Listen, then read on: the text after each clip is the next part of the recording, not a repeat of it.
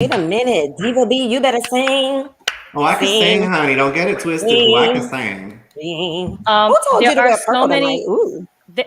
And I tell you, I thought that Ben Williams would like that color. Oh yes. Yeah. That's What my color? favorite color too. That's one of my favorite colors right there. Yeah. Black. All right. That's What the Talk color? Miami colors. Those are Talk Miami colors you got there, Diva B. See? No, honey. This is.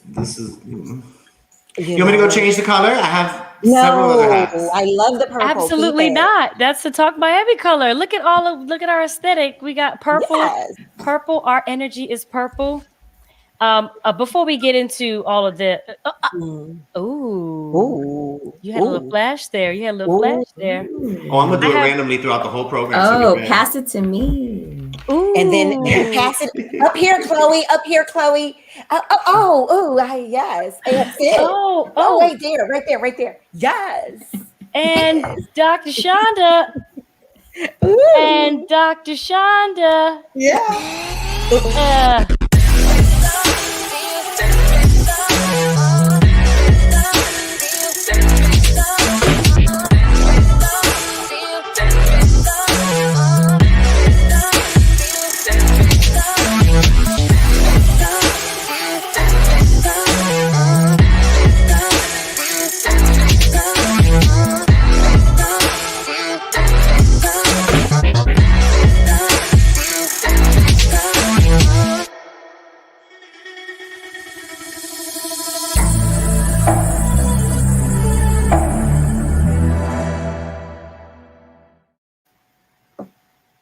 Welcome back, everybody, to Monday Nights with Your Friends at Talk Miami. It's your girl, Cindy Winters, today, and tonight I will be your host, guiding you through. We have a very special episode today. This is, we're going to be talking real, we're going to be talking raw, we're going to be talking black, we're going to be talking music, we're going to be talking pride. But before we get into all that, let's do our introduction, starting with the lady below me. Ooh. Let me grab it. Hi, everyone. Good evening. My name is TK Owens, and I'm just happy to be here. And I'm going to pass it to the guy in the purple hat. And I'm going to fan pop it because it's Diva B, bitch. How you doing this evening? Disclaimer, there's no filter on this mount this evening. Hashtag just saying. But hair flip, please welcome my new boyfriend number 4. So, we're at 4 now? Yes, we're at We're 4, getting a honey, full because house. you Is know everybody what? paying rent? We've been starting every week a new man. So we've been 4 weeks with the boyfriends, boo, and a new hat to match. Ew. Oh, wow. And I'm going to throw it up to my favorite girl of all time on the corner. I can't do this. I'm not Good going to do evening, this. everyone. I am the Dr. Shonda Roberts. Glad to be back. Woo-hoo. Yes, we are glad to be back right here at Talk Miami. Y'all, we got a really special episode today because we have 2 special guests. I'm going to try to keep things time tight, but you know, we get real around here, so it might get deep. And I would like to kind of kick off our night with Diva B dishing the dirt, if that's okay. Oh, honey, already? It's time to Already. get dirty already. Yes, honey. Yeah. We just got to get right into it. Okay, well, that's a good way to start. So I just have to bring up a topic that I'm sure that everybody, not even a topic, just something that I'm sure everybody can relate to right now. This heat wave, like Saturday, honey, it was hotter than 2 Puerto Ricans in a phone booth wrapping up some biscuits with some bacon, okay? And when I say it's hot, bitch. It is hot, okay? I had condensation underneath my man boobs. I just could not stop sweating, okay? I thought I was gonna have to put some sponges in places that I never even knew had sweat. So with that being said, I wanted to tell you how hot it really is, okay? It's so hot that this Wednesday, Las Vegas is scheduled to see 116 degrees. Like, I can't even fathom what 116 degrees feels like. In Salt Lake City last week, they broke 4 records at 106 degrees every single day. That's hot, boo. And that western hot is way different than us here in South Florida, okay? We got that wet, muggy hot that when you walk out, the gnats just stick to your whole body and you're full of little black dots everywhere because the gnats are all over you. That's how hot it is, okay? Like I said, it's hot, bitch. Okay. My second conversation that I wanted to dish on, I was going to talk, and I'm going to say it real quick, but unfortunately, this weekend we did have a tragedy in our Pride Month. A 77-year-old man, unfortunately, it was not a terrorist attack. It was not an act. It was more of what they're saying is an accident. The man has not been charged, but he was actually driving one of the trucks in the Pride parade. And he ended up running over somebody and killing that person in the actual parade down in Wilton Manors. So that was a little sad. But on a better note, I do want to say we had an openly gay NFL player come out today named Carl Nazib. I don't know if I'm saying his name right. He cute. He all right. He cute. Oh, he could go on you all. He plays for the Raiders? He plays for the Raiders, which are my colors. I love black and silver. But he cute, and we're gonna support him, even though he ain't my cup of tea. Once you go, why you ain't right? Yeah. But we do congratulate him for coming out openly in the NFL, and everybody is actually embracing him. So I embrace you, I support you, and continue being a spokesperson for the LGBTQIA plus XYZ, whatever, 1, 2, 3. And that's Diva B, dishes the dirt. Thank you. Yes, one time for the fan. Thank you, Diva B. So on to our first guest. I want to make sure that everybody knows that I love this woman. She is a dear friend, and this is definitely a proud friend alert. And I'm gonna just go ahead and hit her intro real quick. Chloe O. Davis is a proud Black bisexual woman and debut author who works in the entertainment industry in New York.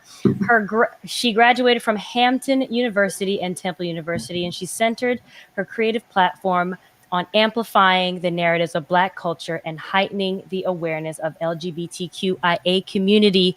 Davis's work as a dancer, actor, and creative have allowed her to travel all 50 states and internationally, where she spent 15 years researching, writing, and creating the Queen's English, a LGBTQIA dictionary and lingo for colloquialisms, for colloquial phrases. Davis celebrates the etymological diversity. Honey, I was like, I had to say it slow. She hungry. Etymological diversity of over 800 Mm-hmm. terms used to describe the collective gay and queer experiences, and believes the Queen's English is a starting point for important conversations around inclusivity, sexuality, gender expression, and identity. Chloe, thank you for joining us today. Yeah. Hi. Thank you, Cindy. Thank you, everyone, for having me on tonight. I'm so excited that I can, virtually come down to Miami. Yes, we are so happy to have you. We all got our copies of the Queen's English because we've been having this conversation since the beginning of Talk Miami, since it started, and want to open up the conversation for our community to embrace the change of the times. We want people to embrace empathy and compassion for those in the LGBTQIA plus community. I've found it that our community is particularly harsh and exclusive at times, and that we could use a little bit more empathy and compassion. And that's why I'm so proud of you for being a woman, a Black woman, a bisexual, queer Black woman, here to face us and show us a good, better way. So thank you so much for being on the show tonight.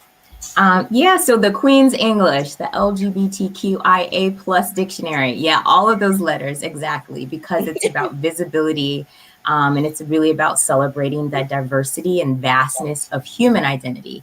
A lot of times, we think of our world that in this like heteronormative space. What's that big word? Well, heteronormative is this idea that society has been kind of embedded in for a very long time, that there are these binaries. There's male, female, there's masculine, femininity. There's, there's also being cisgender. You can only be heterosexual, right? But we understand that this idea of heteronormativity is not necessarily the authentic explanation or review of what human society looks like. We are vast, we are different, we are intersectional, and there's no right way or wrong way. So I created this dictionary, honestly, to first, to give credit to the dynamic brilliance of language, particularly the language found in like the Black gay community and the Latino gay community and the ballroom scene. You know, those words like fierce, shade,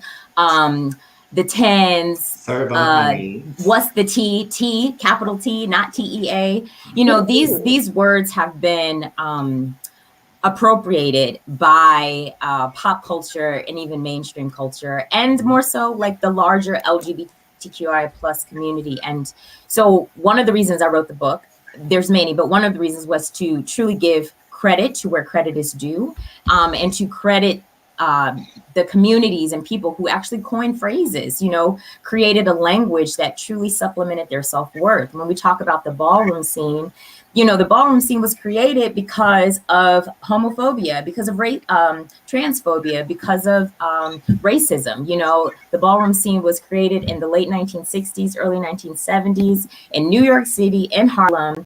So that way there was a safe space for Black and Latino, Latinx, Latina, queer, gay, trans people could just be themselves, to live in a community that embraced them, that empowered them. And that's what it's about. So it was about, you know, documenting these words and documenting that history. But it's also about, you know, documenting language that articulates my identity, right? Like, I'm a Black woman. I'm a Black bisexual woman. You know, I didn't meet someone who was openly bisexual until my 20s. So I wanted to find a resource that, you know, articulate who I am, right? A lot of times you find resources when they talk about gay or talk about queer, it's from one lens, and it's usually someone who's white. It's usually someone who's male, you know, and it's usually someone who's gay. So, you know, finding a resource. Girl, you coming for me, huh? You know, white, gay, male. I'm just speaking where a lot of the focus has been, and it's not to take away the focus. It's just to build an understanding and a celebration that diversity is unique, and it's on a spectrum, and it's viable, and it's inclusive. And so that's what this dictionary is about. Yes, and speaking of inclusive, Chloe, I was on your website at the Queen's English. Is it dot? Queen's English US.com. Yes. And I was going through all of the videos that you had, because not only do you have this beautiful, illustrious dictionary filled with information, you also have sort of like a web series where a video podcast where a vlog, I guess, where you've interviewed hundreds of hours with people, sitting with your friends, your peers, being connected. How did you come up with all of these? First, I want to ask two questions. How did you come up with all of these words for this dictionary? Well, the first thing was just what you're talking about, the research. The research was the best part because it's primary research, most of it. It's actually me sitting down with individuals and talking about identity, talking about language that describes and articulates their journey with their identity, words that empower, affirm, and also words that challenge and hurt. And so I think it's just really beautiful to have a platform that you can, you know, tell stories and share stories. So that's where the bulk of the research comes from. And the diversity of that, right? I talked about the ballroom scene earlier, but you know, there's not just the ballroom scene. There's the white gay community, and there's the bears and the twinks and, you know, the wolves and the otters, right? But then you have the lesbian community, right? And you have the lesbian spectrum. You have a chapstick lesbian, lipstick lesbian. You have the butch and the femme. But then you have the Black lesbian communities, because you have like the stud and the soft stud and the AG and the diva femme.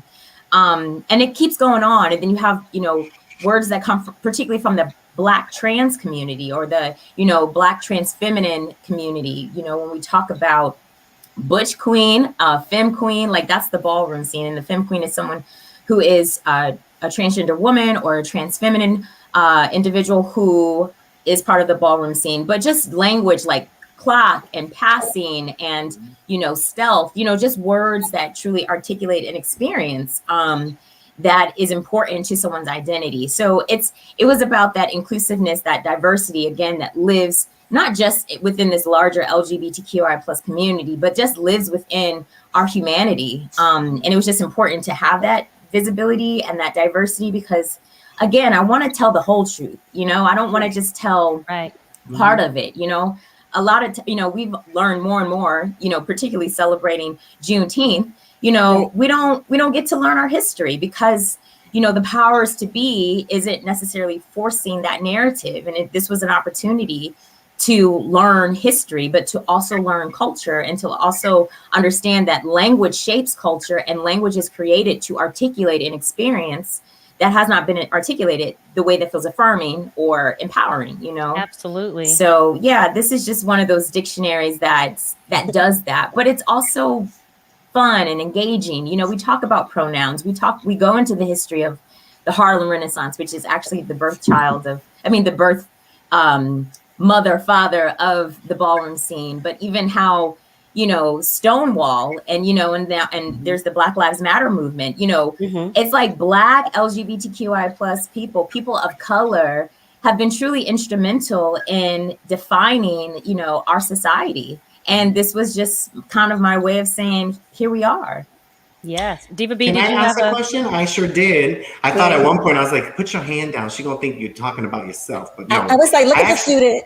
Yeah, I was like, I have a question. Yes. So one of my questions would be, during your experience in writing this book, did you face any backlash from the gay community or the lesbian community or any of the communities that you were in touch with? Because being a gay man, there are words that I and my other co-gays, we talk around straight people and they have no clue what we're talking about. Mm-hmm. It's kind of like a coded conversation, And just how like when you're growing up, maybe you and your best friend make up a fake language that nobody knows what the hell you're talking about. And you're like, but you and your friend knew what you're talking about. So there are words that, if I say something to another gay friend, my straight friend, TK, Cindy, Shauna, they have no clue what it means. So did you face any of that of like people saying like, listen, don't share everything about our community because it's kind of like having an exclusive language that only we know? So to answer that question, honestly, no, I didn't have any backlash. I was actually quite supported because it wasn't necessarily about telling the language, and I write this in my introduction. This is not a dictionary for you to use flippantly, use these words. This is for you to educate yourself on understanding the diversity of people that live within the society. This is an opportunity about visibility, about understanding, about learning. And truth be told, this is also a resource for those within the community to learn more about the community, right? We have to understand that, me being in New York, you all, being in large metropolitan cities like Miami or LA, you have access to communities and resources like no other. That's not the case for everyone. So this is a type of resource and tool for those who, are in some southern, state and small city that need to find and understand themselves better, and now have a resource to dive in and say, okay, I understand. So no, I didn't receive backlash. I actually received more support and prompting to do so because, again, people wanted visibility. This is something very special.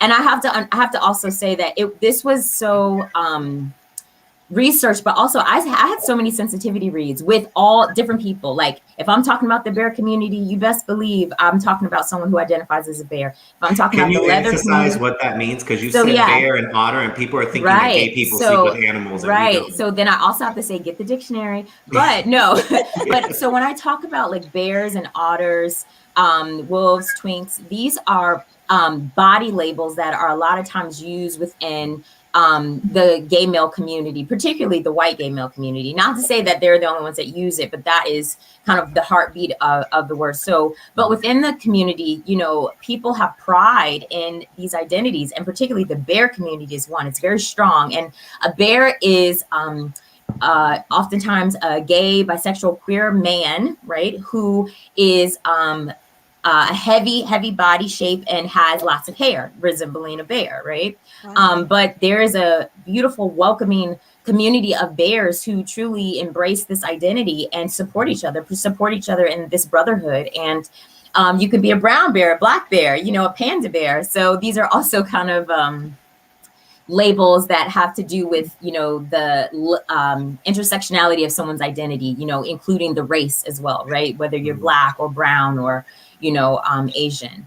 But, and that's what I mean by the diversity of the community. So no, I didn't receive pushback. I was very supported. And I think more so because it's not just about sharing the word. I'm sharing the history of it, the etymology of it, why the word was created. And again, it's because you need to articulate yourself in a way that feels empowering and affirming. We have to remember that, anti-homosexuality laws weren't that long ago.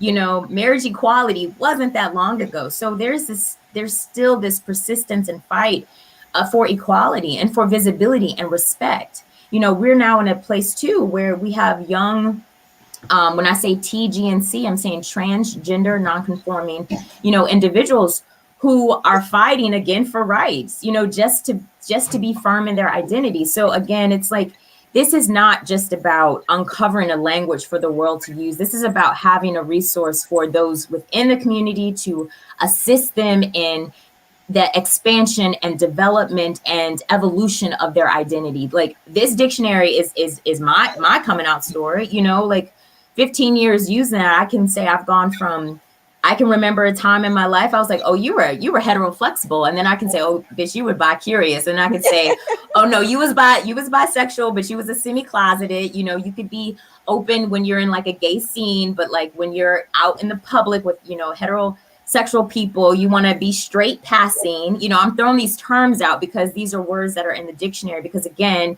these are words that are being used to articulate my personal experience. I've dabbled in polyamory, and I can stand here and say that I'm a proud demisexual, biromantic, bisexual woman, and it's because of this dictionary. Chloe. Break that Here down. we go. And you know what? I say that I'm throwing these words out because I'm trying to educate us all that our identity is not in a box. Our identity is so complex and beautiful. I didn't say complicated. No, it's complex and it's beautiful and it's layered. And your identity is, your race and your age and your ability and your first language and your religion and your sexual orientation and your romantic orientation and your relationship orientation and your gender identity and your gender expression. This is identity. And this is why I chose to create this dictionary, is because I want everybody, whether you're in the community or not, I want everyone to take a step back and think of who you are. Like, when you say I am, who are you? Right. What are all those beautiful parts about you? Because a lot of times we've been conditioned to believe we can only be this way. Right. If I'm a woman, then I'm supposed to be feminine, and then I'm supposed to be submissive. But we, as a strong Black woman, we already got problems with that. You know what I mean? You're like being Black and a woman, a double minority in itself. For me, being a double minority, but also like submissive and quiet. I'm having a hard time with that. No, I have things to say. Yeah, so I just say that because as I flip through this very colorful, engaging book, it was no pushback. It was actually a lot of celebration, and I'm very excited because it wasn't when something was wrong, there was no ego with me. This went through so many sensitivity reads because I needed it to be right. I needed it to be accurate. I needed it to feel good. I want anyone who opens this book like, oh, I feel seen. And when people tell me that, and then I know I did my job. Absolutely. Chloe, I have another clip that I pulled from your website talking about the subject of Black gay pride and speaking of intersectionalities, I want to take a look at this clip of you and a couple of our mutual friends. Aside from the time in the club and what that is, aside from the time in the club and what that is, and aside from the time in the club and what that is, and how we all look forward to that, right? It's the actual weight of what pride is, period. What gay pride is, period. And so about liberation and all of these things that again, coming from a place of privilege, like, yes, your gayness at one time might have been an issue, but like you're not also like of a culture of an oppressed culture, right? So then you get into what Black gay pride means, you know what I mean? And it's I'm not saying that one is more weighted than the other. I won't do that. Argument could be I won't do that. They are part of a oppressed culture because of their sexual exactly. orientation. So I won't say that, but I would be wrong for not acknowledging the multi-layeredness of what Black gay pride even means. Yeah. I love that clip. The next time y'all want to get together, call me. Yeah, so I had okay. We are talking about Diva B's flavor right now, but and this leads me into my question: what does it look like to support an LGBTQIA the LGBTQIA plus community as a non-member? There's a lot of our, we have audience members, we have viewers, we have people in our own family that are in that LGBTQIA community, and they are people that we love. Mm-hmm. And mm-hmm. I'm a proponent and advocate for not shaming people for what they're doing. Right. You want to live Living your your life, truth. be safe, be happy. And how can I support you? So I think as utilizing this dictionary is a resource, but if you have any other insight, please share. Yeah, well, thank you for sharing that clip. And that's what you were talking about earlier. That I call it Inside the Queen's English, where we have deeper conversations about, again, words, right? And how words affirm, celebrate, hurt, the background, because, this dictionary is beautiful and it has a lots of information, but it's nothing like being able to hear it, the stories from, those who live it. So I do love this. And there it is. And the illustrations that go in the book, it's very colorful. So just to speak a little bit about Black gay pride, I do appreciate that conversation, because it was, like I was saying, it was one of the reasons why I wrote this dictionary, is because a lot of times, there is this minority focus. There's this minority agenda,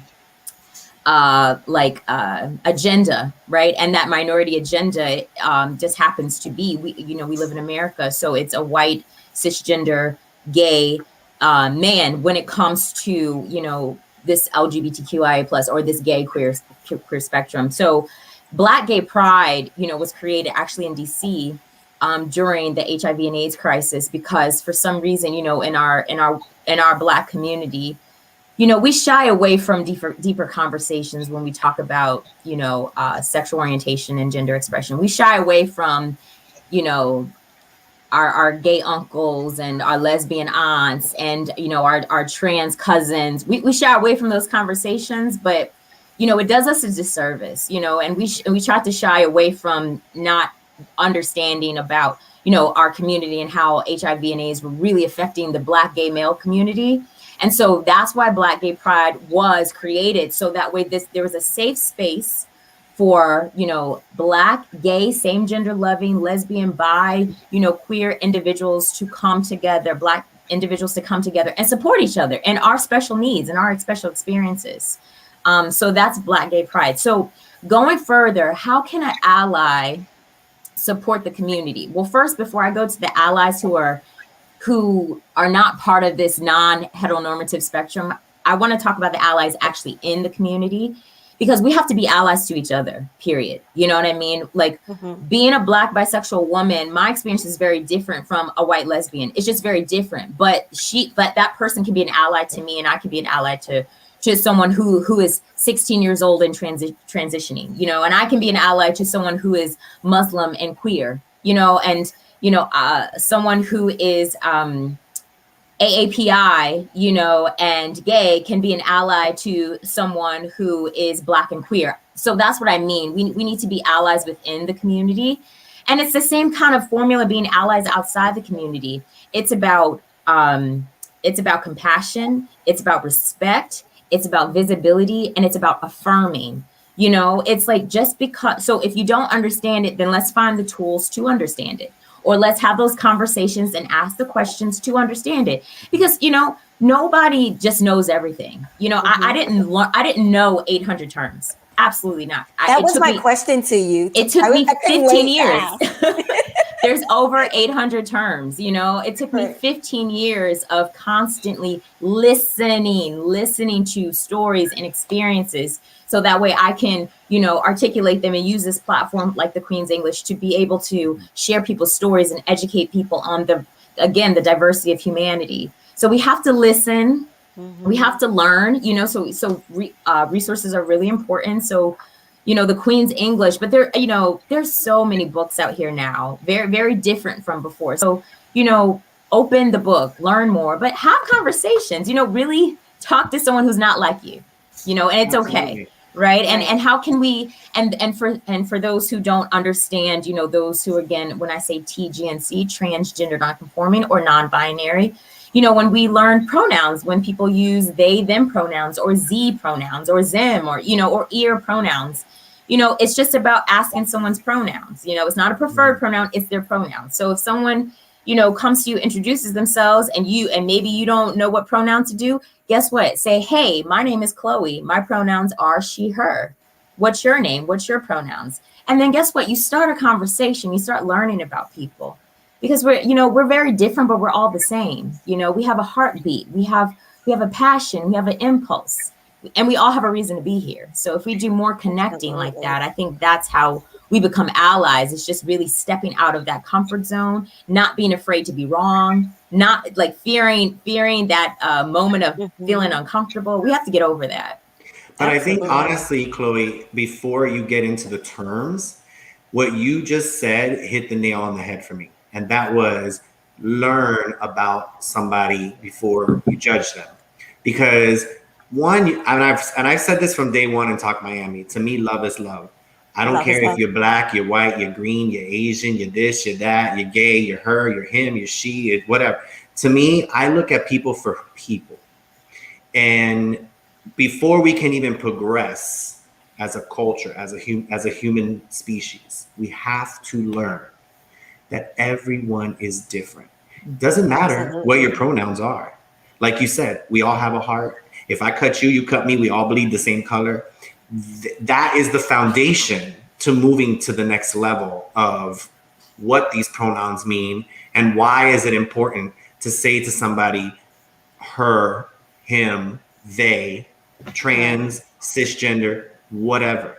And I think if you've seen the past podcast this month, you've actually really done an amazing job on really emphasizing what I've tried to say with the labels, because we live in a world full of labels. It can't just be, oh, that's a human. No, that's a gay man. That's a gay white man. That's a gay black man. Why is it that way? Why can't it just be, he's a man? Who cares what you do behind closed doors? So I appreciate what you were just saying about, we have to really look at somebody for who they are. And if you don't understand, ask questions. Yeah, absolutely. So I appreciate that. Thank you. Yeah, you're welcome. And Chloe, same thing. I appreciate it. I always tell Diva B, if I don't ever want to insult anyone, so educate me. So thank you for this book, because it would allow me to seek to understand. That's my number one thing, is to seek to understand. So thank you. Yeah. Does it come in purse size? Because if not, these three girls are going to have to carry huge purses when they go to brunch with me moving forward. Well, this actually can fit. It can fit in a purse. It can fit in a Louis. It can fit in a Chanel. Absolutely. I have a request out for flashcards. There you go. Oh, yes. I have as the Christmas novelty gift for the Santa grab bag. Well, the right Queen's next English to me, flashcards. Oh, that would be awesome. We have a very talented person right next to me here, Miss Shonda Roberts. She can make little keychains with these, honey. Yes. You can start selling the keychains to the Queen's English boo. Absolutely. Each keychain has a symbol, or a defined word. Oh, that's nice. Cheers. So Chloe, I was trying to say, my co-host wouldn't let me speak. No shade. I'm sorry. No shade. Turn to page. Joking. Right. I mean, it is in there, but right. So thank you for this book, because the topic was sensitive, because you don't want to offend. And I work with children, and we have children that come in, youth that come in our facilities who are trans, or identify as male or female, but were born either or. And even as adults, when you have adults that are, what's the word I want to say without telling on people, stuck in their old self, sometimes it's hard to look at a teenager or child and remember to say to this child that they in the pronoun they want to be called in, because in their mind, sometimes they feel like, what I see is what I'm going to call you. Yeah, not intentionally, because by law, and we have to make sure we don't offend and do all that. So it's not that they do it intentionally, but even sometimes myself, I have to remember in my head, okay, she came in here, she wants to be identified as a female, or he wants to be identified as a female, or vice versa. So a lot of times, we have to remember, it's not that you're doing it to be rude or to be offensive. Just remember how you feel and what you want to be called. I get upset people call my name anything but Shonda if you mess it up, or say something wrong, or Shadrika, or my name is Shonda. That's what I gave you. That's what you call me. And I feel like as we are introducing these pronouns and knowing what people want to be called, just put it that way, how you would feel if someone, pronounced your name wrong or called you something you didn't want to be called. So that wasn't really a question, just a statement. Yeah. So I really appreciate this. I can't share with my kids at work, but I'm going to share because some of the words in here are not child friendly, but I will share with some of my coworkers. I definitely will, because it's very informative. And this book is thick, girl. Yeah, it's 800 plus terms. No, wow. Thank you for that. I wanted to say that there's a few things when we talk about labels. So when we talk about labels, it's not labels don't define you. They just help you and others articulate your journey with identity. You don't have to stay with this label. You can evolve and flow, but it is just a word or phrase to help yourself and other people identify where you are in your journey, right? And I say that your journey because identity is forever evolving. It will constantly change. We are always growing. So when I say that, and so that there's so many words because, we can't fit into one box, and about that word queer, some people in this newer generation, Generation Z and millennials choose to use queer because it's this all encompassing word that highlights whether they are either non-heteronormative or non-cisgender, right? So we talked about trans and cis. Cis meaning whatever the doctor assigned you at birth, whether it be assigned female at birth or assigned male at birth, or in 2018, assigned intersex at birth. The state of Colorado actually gave that a birth certificate out. But it's like, do you still female, male? Do you identify with that now, right? So I was assigned female at birth, and I identify as being a female, so I'm cisgender. However, someone was, assigned male at birth. However, that is not their true identity, then they are trans. So that's what I mean about that. But, identity is on a journey. And I understand how people may feel a bit apprehensive or sometimes even confused about the true spectrum of identity because it wasn't taught to us, right? You will be confused if it wasn't taught to you. If you were taught one way of thinking and now all of a sudden you have to be taught something else, then you question it, but it's not to be questioned. Just because you weren't taught it doesn't mean it's true. Just because I'm going to go back to Juneteenth because it just happened. Just because people didn't know about Juneteenth did not erase the fact that it took 2 years plus for slaves to know they were free. You know what I mean? So that's what I'm saying. Just because we don't know it doesn't mean it doesn't exist. And that's the encouragement, just to help everyone understand, open up your minds and just understand that human identity is on a spectrum. It's vast. And I'm sure Dr. Shonda. One more time. Let's practice. Hi, I'm Chloe. What's your name?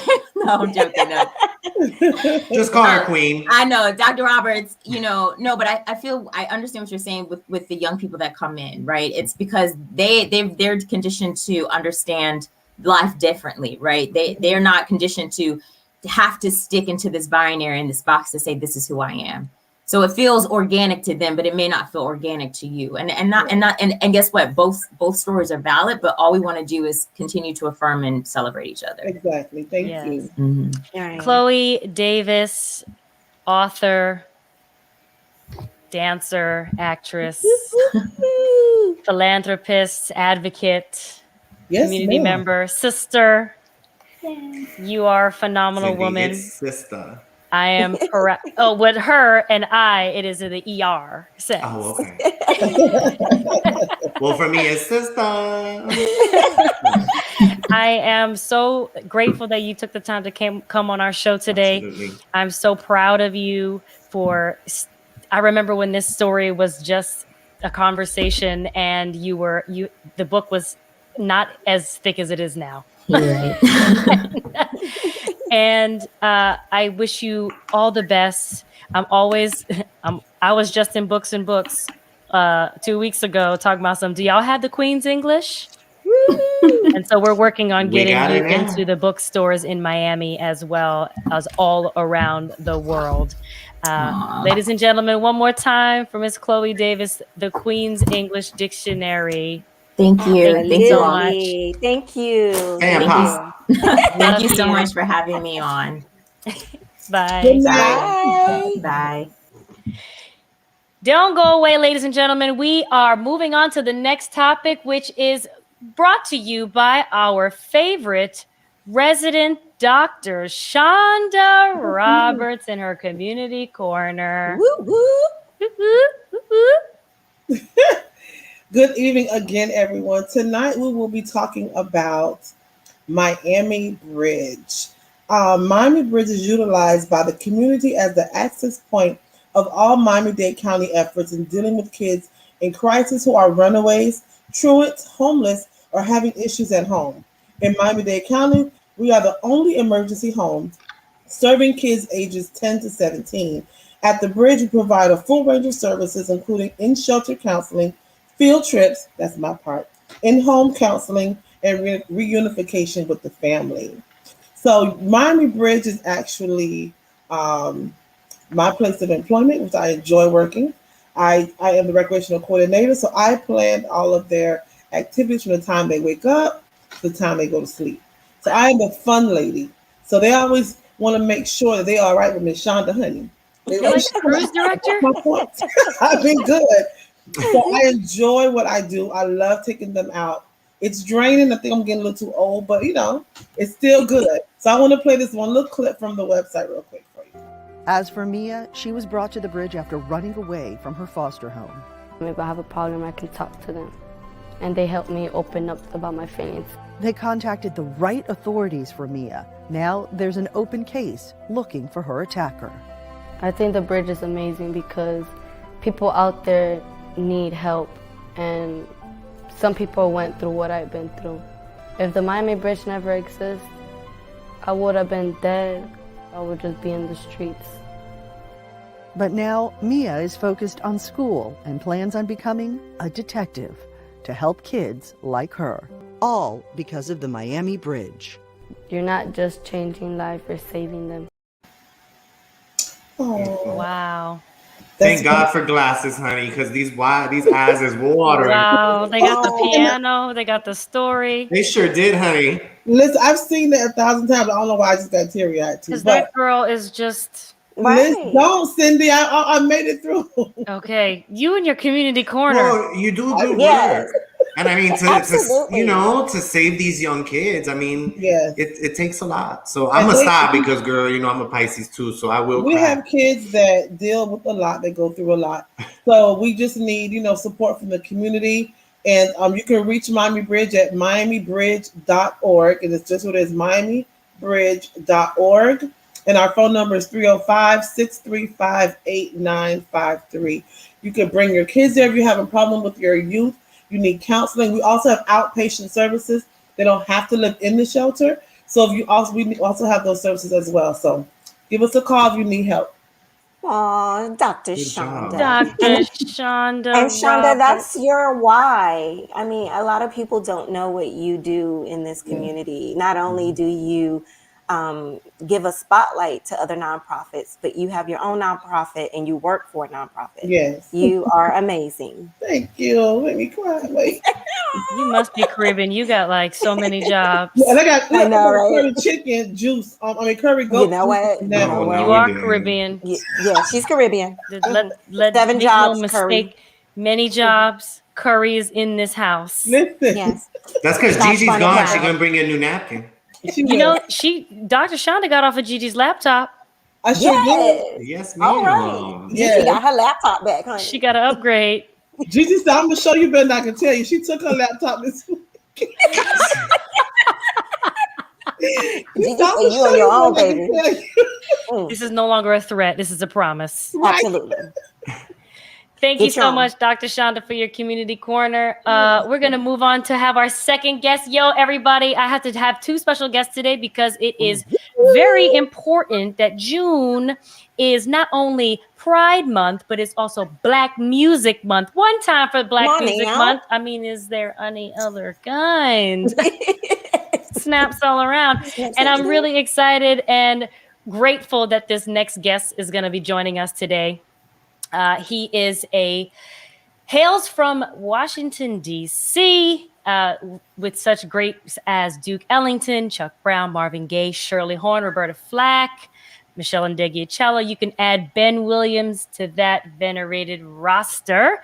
For more than a decade, Mr. Williams has steadily become one of the most acclaimed and versatile bassists in modern jazz, which is not to be confused with anything other than Black American music.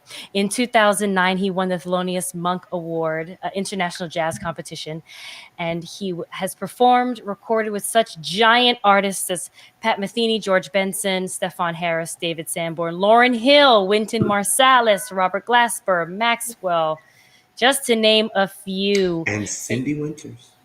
And Cindy Winters.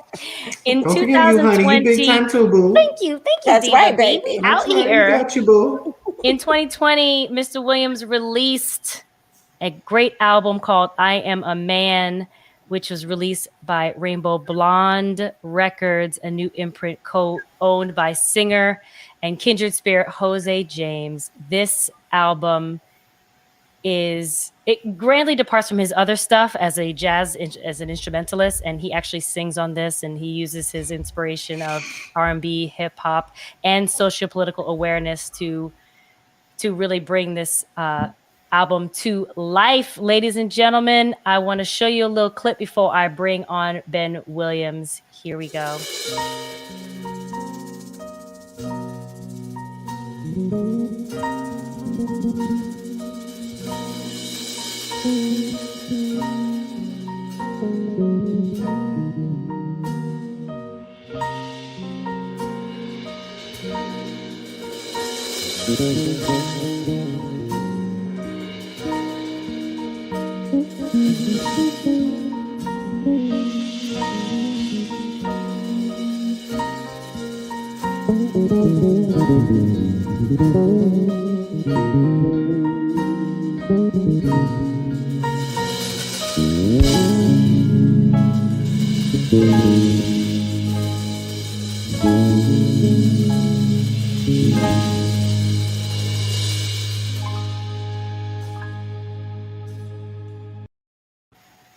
Why not stop? Ladies and gentlemen, please Wow. welcome In the Ben mood. Williams to the screen, to your stream. Woo-hoo. Hey, what's up, everybody? Fan pop. Right, honey. Keep the vibe in, yes. Diva B, give Cindy your fan, honey. Oh, I gave it fan pop, Warm in baby. here. It's getting warm in here. Fan pop. I was Yes. jamming. You should have seen me in the background. I was like, Yes. Oh Ben, my thanks for joining us today. absolutely. Thanks for having me. I am so excited for you to be on to chat with us because I hear that you are a Talk Miami fan. Woohoo! I am a Talk Miami fan. I've been watching. I think I've caught every week so far, and it's Wow. absolutely loving the show and the range of topics that you guys are covering. It's awesome. Oh, But thank really, you. Whoop, whoop. You. Woo, woo. So Miami all day. are you so if you follow our episodes, are you a toilet paper over or toilet paper under kind of Oh person? my God. Oh God, are we still doing this? She won't let it go, Diva B. All over. I'm all Yes, thank you, Yes, team Ben. over. I have a Over. question. Who's your favorite co-host? Woo! Wait, let me She skip will before you put you on. answer. Look, she will put you on the spot. Let me skip before you answer. Hold on. Look, we all gonna sip. Wait a minute. Go ahead. I'm ready. This And feels like a trap. you better say the right answer. Trap, don't too. do it. That's the question. I mean, I'm a bit partial to Miss Winters. You know, Okay. Wait, we still talking Ryan about bonnet? Bassman We says, still talking Right, about you bonnet. see the bar. then we have a very burning question about bonnet or no bonnet. so we're going back to the Monique situation, right? But, You, Ben, you better. Ben, go. No okay, pressure. I mean, I've seen a bonnet. I think anything can be done, you know, if it's done in a fly way, you know, you can get away with some things, you know. Look, it depends where you're going, who's going to be there. No, Maybe going to the airport. No. Okay. There we go. Okay, wait, I'm team bonnet. Okay. No. You know, that's not a yes or no. It depends. It depends on where you're going. Yes, thank you. Okay. Not in public. That was a beautifully diplomatic way of saying what you just If said. you go to the bodega and I see you with a bonnet, I'm not. Nobody's mad at you. I'm not gonna trip. You know, I'm not gonna trip. If you're at the UPS, it's okay.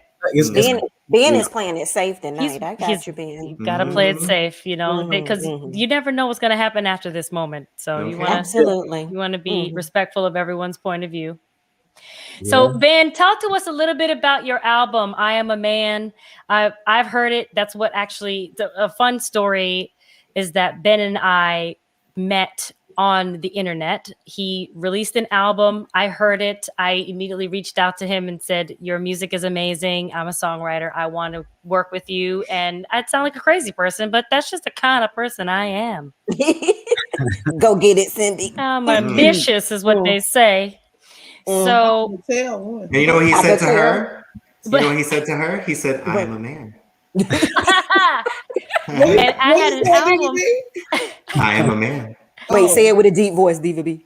I am a man. Ooh, boom. And I've had You know that hurts my vocals when I do that, right? You sounded like that bass over there. Yeah. got some resonance on it. I have an album called Lessons from a Lady, and I thought Lessons from a Lady and I Am a Man, that would be kind of fun. These two artists getting together, and so the power of the universe made that possible. I talk about the universe and law of attraction all the time, and I talk about just manifesting the life you want. And so even before I really plan the life you want, Cindy. Sorry, correction. Is plan the life you want. We have to get that book up. Yes, get that in the queue. Thank you. I decided that I was going to make that happen for myself. And I was able to set my phone alarm to whatever songs I wanted to. And I set my alarm to I Am a Man by Ben Williams because the music was so beautifully produced. Reading his bio and seeing all of the creeper. Just effective. Effective. Diva. Tomato. It worked. Okay. Take us there. Stalker or magic? I don't know. Stalker or wizard? Stalker magic. A little bit of both. Stalker magic. A little bit of both. Stalker magic. Well, whatever it was, now I've been so grateful and had the honor and pleasure to play with Ben Williams. You guys are terrible. Terrible. Listen, this is just going not what he came here for. Listen, Dr. Shonda, you heard lady and I'm a man. I'm sorry, y'all. I'm sorry. It was a play with Ben. I'm sorry. Go ahead, Cindy. Thank you. Thank you. I'm I'm sorry. sorry. So now I want to talk about the actual reason why Ben Williams is here is to talk about Black Music Month. Yes. And thank you. Black Music Month. I'm sorry. Talk about Black Music Month and tell us a little bit about sort of the origins of Black music and I believe that it's really the basis of American music. But you can Yeah. talk about more about that. Yes. Yeah, absolutely. I mean, this is a big subject to cover, but I mean, I can, you can say that the foundation of pop music that as we know it is really Black music. Mhm. The going back to the blues and spirituals and gospel music. If you take that out of the equation, there is no American popular music. There's no R&B, there's no pop, there's no hip hop, there's no rock and roll. Just So, country. Right. yeah, and even Even country. that's kind of like the flip side to the Black experience anyway. So there's not really much left, if you take Hmm. Black music out of the equation. Mm. Yes, and as a jazz artist, you started your career in jazz. You built your name in jazz music, and how in the time that that has passed over the generations and years, how relevant jazz has become in America versus what else is popular. Sort of paying homage to and paying attention to the people that came before you. How important is that for artists and music today? Yeah, as a jazz artist, we have such a long history. So it's one of the oldest American styles of music. So, you know, musicians in our field, we're dealing with 100+ years of history, that we have to study and we have to be familiar with. Duke Ellington, Louis Armstrong. This music it's like 100 years old that we're still learning about, we're still interpreting. So automatically for us, like the idea of just knowing your history is very important. Um, you know, you can't really be a musician in this field without understanding at least most of the history of this music. And jazz was once a popular style of music. It was the pop music. Louis Armstrong was like a pop star. Everybody in the world knew him. He was like the Justin Bieber of in terms of popularity. Make sure I clarify that. But and like Duke Ellington, Miles Davis, they were just known in popular culture. They were in a sense the first kind of like American pop stars. So yeah, so jazz music is that's kind of a whole nother conversation. The word itself, which has some derogatory affiliation with that, actually most people don't really know about. The term jazz was there's a few theories about where the word came from, but essentially it was like a derogatory term, and then the music, you know, there's always this like sort of separation between the music itself and the sort of the engine, basically the way Black music was sold. We never had ownership. Historically, we haven't had much ownership of, relative to what we create, what we contribute. There's very little ownership over the years. So, yeah, I don't know if you guys saw the Ma Rainey Black Bottom, the film that just came out earlier this year about Ma Rainey. Yes, with Viola Davis Viola I Davis. didn't catch that and one. Chadwick Boseman. Yeah, Oh yes, I did. Yes. I'm sorry. Yes, I did. No, she didn't. Great movie.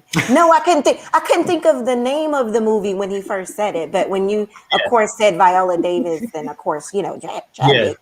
Then it went yeah. off. Now Sorry. I gotta check it out. Hate to name drop, but Okay, name drop. Well, Exactly. quick question. Katrina Calisat is saying, who is your favorite artist?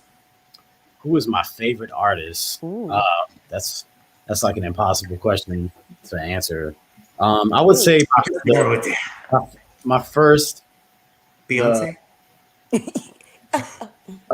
mean, SDKs, SDKs. if we're speaking like, I guess alive or dead, I would have to say Prince overall. Yes, Very nice. very Yes. Like my nice. first, Purple rain. you know, yeah, Mm. You and that purple. You and the Yeah. purple. vibe with that. um, but yeah, Prince was, I would say, like my first introduction into, um, like he was like the first musician that I saw. I was a And I kid. saw him live. Oh my God, Ben. Seeing him live is Oh just yeah, on a Oh, I'm different jealous. I level. would have loved to see him live. Oh I got yeah. to see him live. I got to meet him and jam with him. Oh Wow. wow. Oh my God. That's awesome. He's like Well, I a have angel. yes. I have a question for you, Ben. First of all, I just want to say thank you so much for keeping jazz music alive Mhm. because I grew up listening to jazz.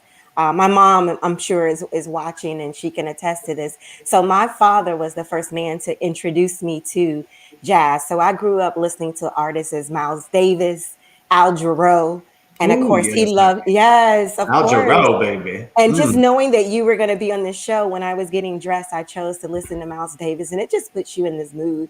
But Mm. as an artist, and the I guess the generation that we live in now, where hip hop, it's all about music cars and women all over the videos. Do you think we have gotten away from real music? And what do you think about this generation? Um, I mean, there's, I think what a lot about what has happened. I guess people attribute to this sort of like demise in music. I think it's more. It doesn't really have much to do with the artist. I think it's it's the corporation that Mm, pushes these sort of negative stereotypes. true, true. Because in a sense, they're basically just selling. Um, they're not in the business of selling art. They're just selling, and Mhm. Right, right. selling Sex happens. sells. I guess sex sells, right? That's what they say. Yeah, this thing they're selling just happens to be music Right. that sort of resembles art. But I mean, look, blues. If you listen to a lot of blues lyrics, them songs about some ratchet stuff too. So this like That's right. this. Yeah, just in a more subtle way. True, true. You can't act like hip hop was the first generation, to say some some dirty things on the album. Absolutely. There's a whole history of that. There's a song called Yeah, but it's Sad done in a Kids, much right? classier way. Yeah, Yeah. yeah, it's a You little, know, yeah. It They was use done You're right, melod, they Diva use B. melody and different rhythm Yeah. yeah. and I'm instrumentation. sorry, but to me, music nowadays is garbage. It's just not the Yeah, same. So Yeah. the fact that Ben, like TK was saying, that you keeping alive a genre that Yeah. most kids nowadays, you ask them what jazz is, they don't have a clue. They You don't know, know about Al and Jarreau and Miles no, Davis. at all. Or even Duke Mesa, Ellington. Mesa. You Yeah. yeah, know, when and I went when I was in college, I don't mean to interrupt, but I was in college, I took a jazz class. So when you were actually saying these names, Ben, I was like, oh, I know who that is. Oh, I know who that is. And it's nice, like you ask one of these millennials or these is it Gen Z, the ones that are coming? I Gen don't know, Z. whatever. But you ask them who Duke Ellington is, and or Miles Davis or anybody like that, and they have no clue. yeah, And it's just so sad. But then you ask them who Little Dump, Little Pump, Little Cum, Little whatever, little whatever is, and they know exactly who it is, every word for word in the song. And it's like, Little baby. where did The yeah, baby, different The people. the But you baby. gotta baby, remember, little Yeah. the baby, but Diva B, their parents are young, so Yeah. they're listening to what their parents are listening to. Honey, y'all gotta see Mr. Roberts in the car be juking it. I'm like, well, Yeah. that's somebody. But that's what our kids are growing up on. I mean, I don't care for it, but that's It's a generational thing. the generation, and I have to a lot of times check myself. Like, well, I tell my kids, "What you listening to?"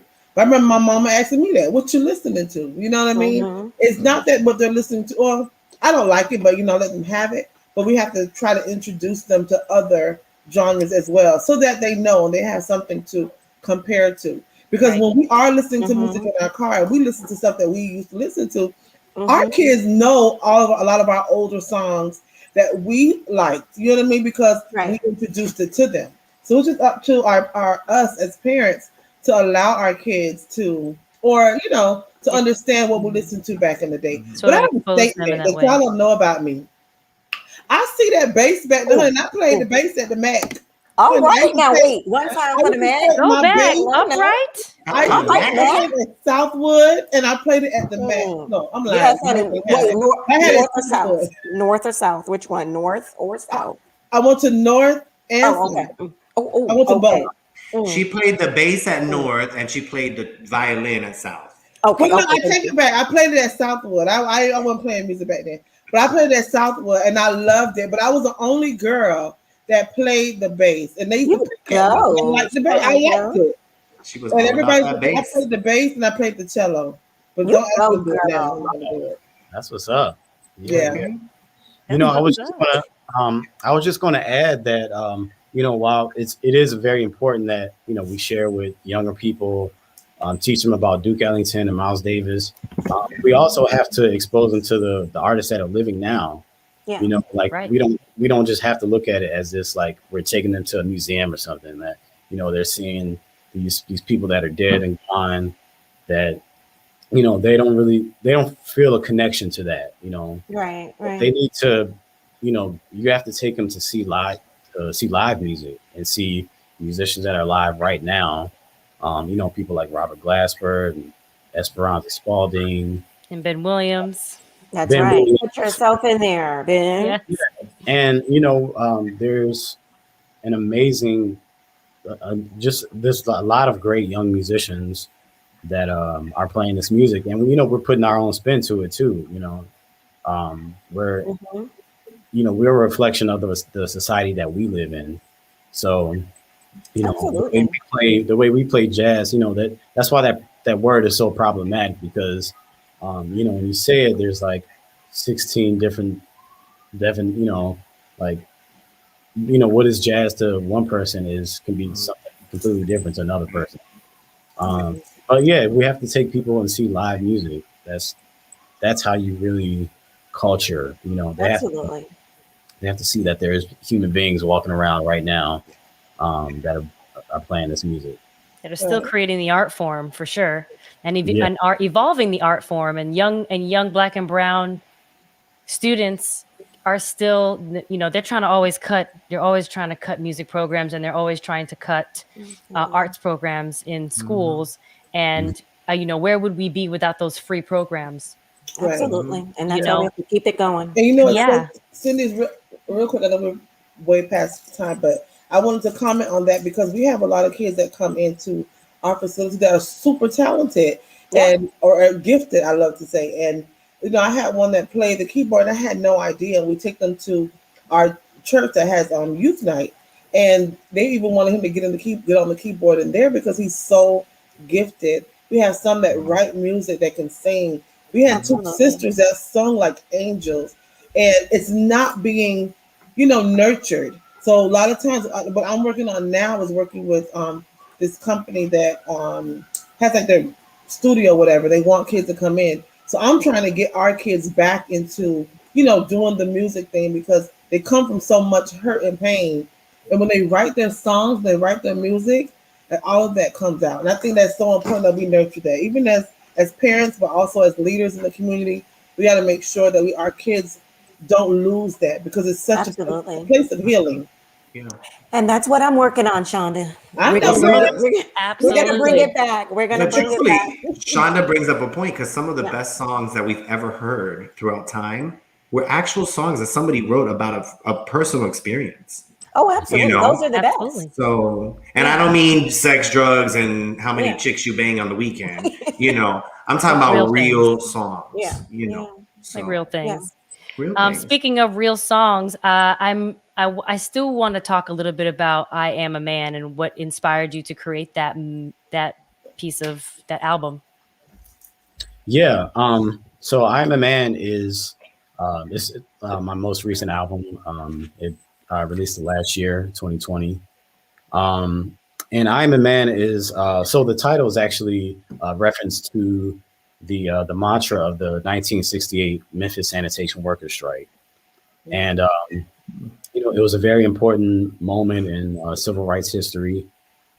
Basically, there was there was a lot of inequality in all forms of society, but especially in the workforce, workers were not protected. Black workers weren't protected by unions and all that kind of stuff. So these sanitation workers in Memphis decided to go on strike after two of their workers got killed accidentally on the job. And so they adopted this term, this phrase, "I am a man," and you can find like these old pictures of these men in these picking lines, and they're all holding a sign saying "I'm a man."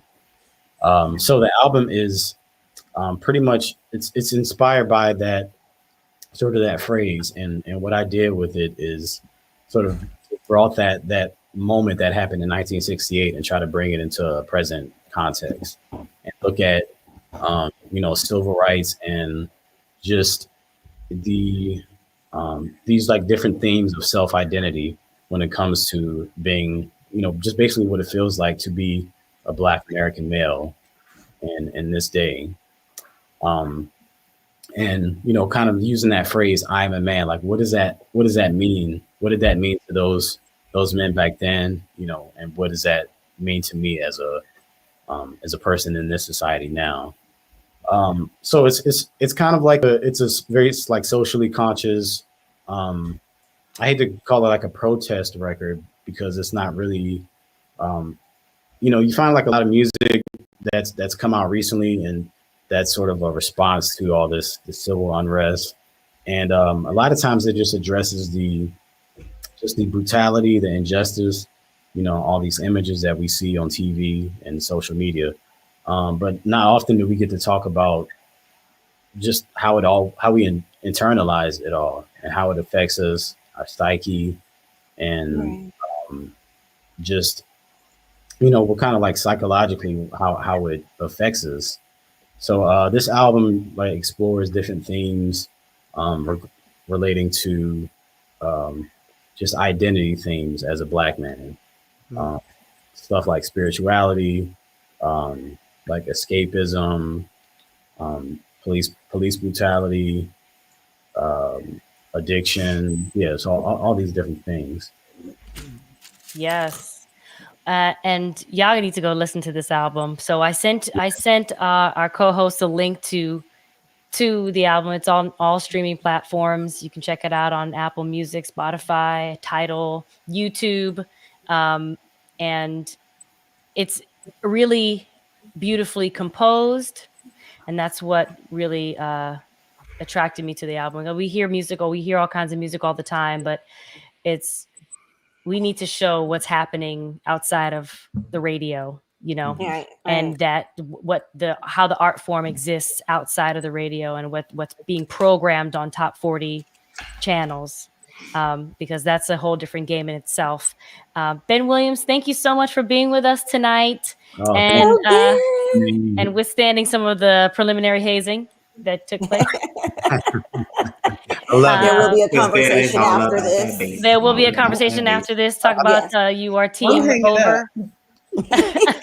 and Shonda stayed up, and it's 9:13. Thank you all for watching. Shonda, you did a good job, girl. Yes. Good night. Struggling. Good night, Ben. Y'all start itching when I'm sleeping. Good night, Ben. Okay. Bye, Ben. Good night, Ben. Oh gosh, ladies and gentlemen, thank you all so much. How are we doing on these comments? What's up? Hey, everybody. Good. Yes, Katrina said, can't wait to check it out. Good. Yes, you guys can listen to Ben Williams on Spotify, YouTube, Apple Music. His album is entitled "I Am a Man." Y'all, we went a little bit over time today, but I'm so inspired by both of the artists that came on and talked to us today. Yes. And before we go, as always, I still would like to pass the mic to our head diva in charge, not Diva B, sorry. TK's motivational moments. Aww. Cindy didn't get the memo, but that's all right. I did. But she still look. She gonna make me do it. Look. I did. Well, you know what? I picked this quote for a reason. One, it's step number 2 in my book that I got from Nora Roberts. Oh, Dr. Roberts, are you guys related? Yes, that's my sister. You know what's not mine. But anyway, I'm going to share a testimony about my daughter. And I just want to speak to those who may be wondering, how do I even chase my dreams, TK? How do I know when to stop what I'm doing and chase my dreams? So here's a quote by Nora Roberts. If you don't go after what you want, you'll never have it. If you don't ask, the answer is always no. If you don't step forward, you're always in the same place. And I live by this quote. Living testimony right now about this talk show, which I shared with you guys. Diva B, like we said, once upon a time, it was all a dream, but it was a dream. And then you just have to start putting things into action. And so I wanted to share what happened with my daughter this weekend. She's probably going to kill me. And no, I'm not going to let them know, Daria, calm down until it comes out. But she was in a crossroad of saying, Mom, do I go after my dreams, or should I just got a new job and I just signed my lease.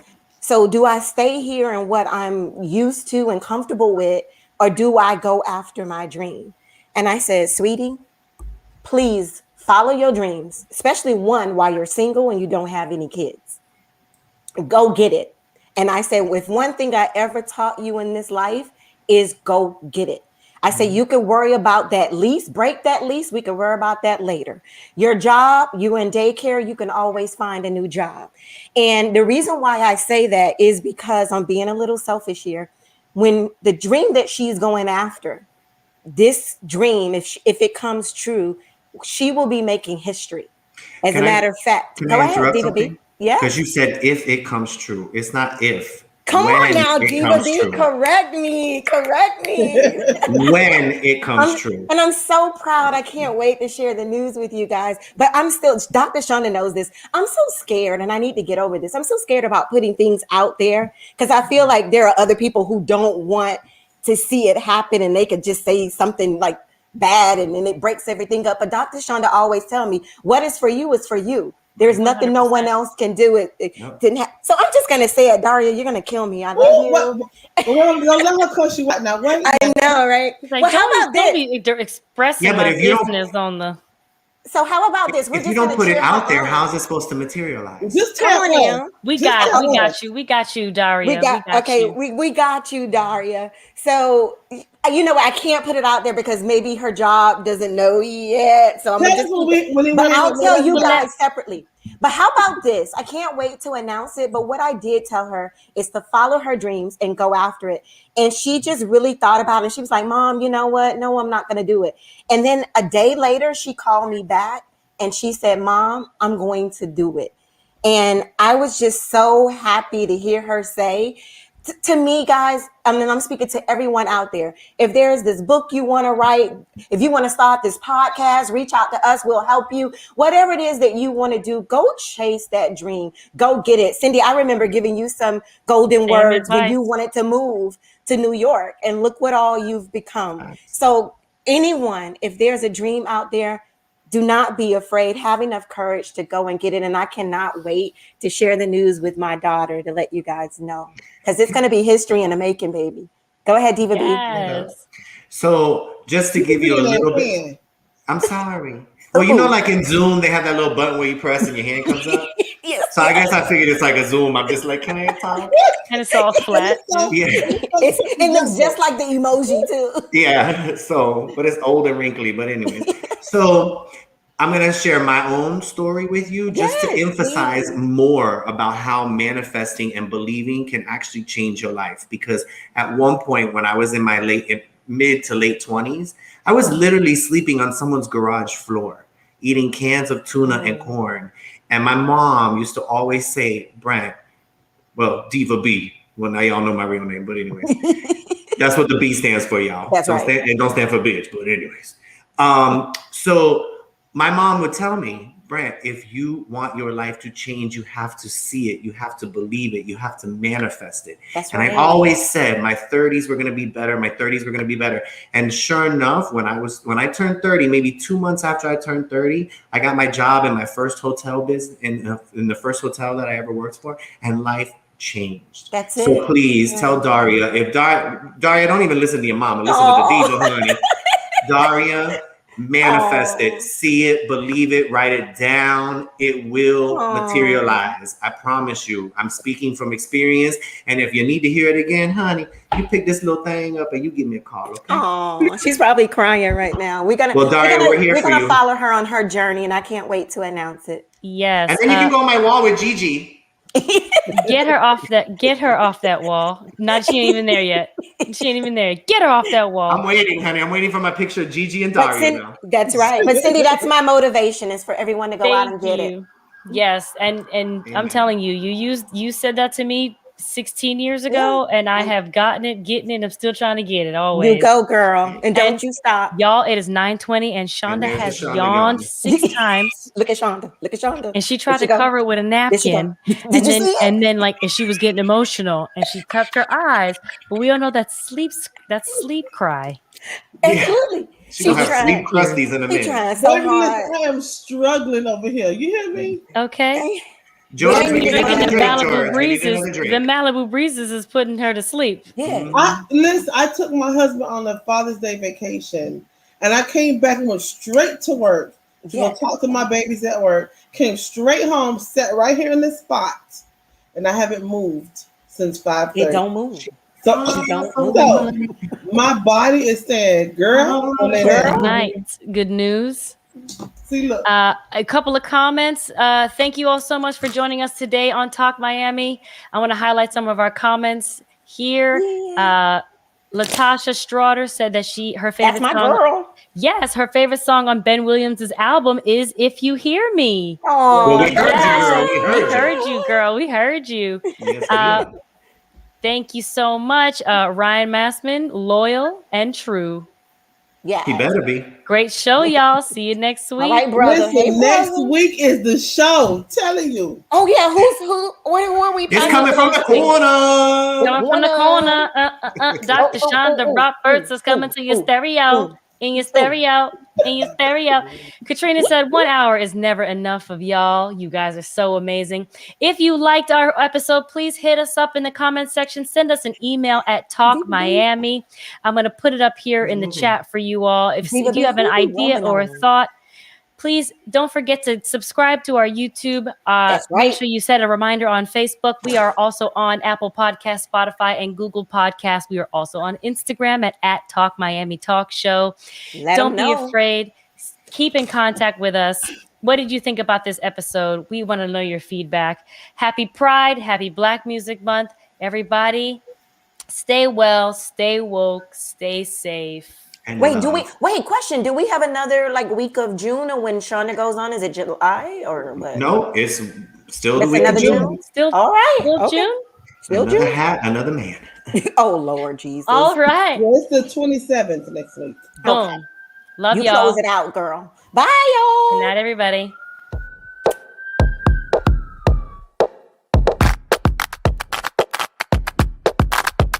Add it up.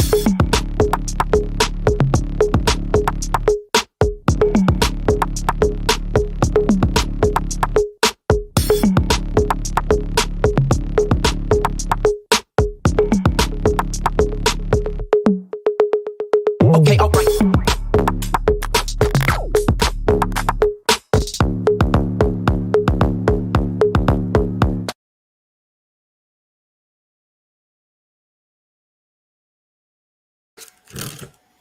I forgot to thank our special guests, Chloe O. Davis and Ben Williams. Thank you both for being here. And I just wanted to see, I'm actually hanging on to see if Shonda yawns one more time.